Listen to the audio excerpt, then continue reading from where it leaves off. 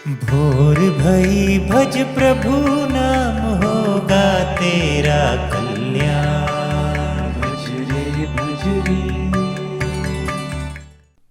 आइए सुनते हैं आज की कहानी शेरनी का दूध। एक राजा था। वो कुछ दिनों के लिए परदेश चला गया। उसके जाने के बाद रानी ने एक पुत्र को जन्म दिया। उनकी दासी ने छल पूर्वक रानी को एक गुफा में छिपा दिया और वो दासी रानी बनकर राजमहल में रहने लगी। राजा को दासी के व्यवहार पर महसूस हुआ कि ये मेरी पहले वाली रानी नहीं है, ये अच्छे मन की भी नहीं है, लगता ही नहीं कि ये राजकुमारी है। राजा उससे दूर ही रहता था। एक बार एक महात्मा जी उस राज्य में आए। दासी ने महात्मा जी से पूछा कि अपने पति को रिझाने के लिए मैं क्या करूं। महात्मा जी ने कहा कि तुम शेरनी का दूध पियो तो सुंदर हो जाओगे और राजा तुम पर मोहित हो जाएगा। दासी ने पूछा कि शेरनी का दूध कहाँ मिलेगा। महात्मा जी ने कहा कि पहाड़ पर एक शेरनी रहती है, तुम्हें रोज उसके पास जाना पड़ेगा। जब वो शेरनी रोज शिवलिंग पर दूध गिराती है, तुम वही दूध रोप कर पी लिया करना।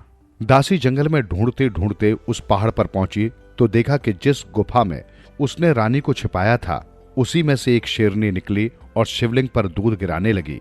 जब उसने शिवलिंग के अर्घे से दूध रोप कर पीना चाहा तो वो दूध खून बन गया। वो घबराकर वापस लौट आई। उसने महात्मा जी से ये बात बताई। महात्मा जी ने पूछा, क्या तुमने किसी को धोखा दिया है? वो रोने लगी और रानी के साथ किए गए अपने विश्वासघात की बात महात्मा जी को बता दी। महात्मा जी ने राजा से ये बात बताई और कहा कि असली रानी को जाकर घर ले आइए। मैंने ध्यान लगाकर देखा है तो वो रानी ही शेरनी के रूप में अपनी रक्षा करते हुए वहां रह रही है। महात्मा जी ने एक जड़ी दी और कहा कि इसे गुफा के द्वार पर रख दीजिएगा तो शेरनी रानी बन जाएगी। राजा उस गुफा में गया और देखा कि एक शेरनी गुफा से निकल रही है। राजा को देखते ही वो वापस गुफा में चली गई। राजा ने आवाज लगाई, मैं आपका पति हूं और आपको लेने आया हूं। शेरनी जैसे ही बाहर निकलने लगी, जड़ी का स्पर्श होते ही सुंदर रानी बन गई।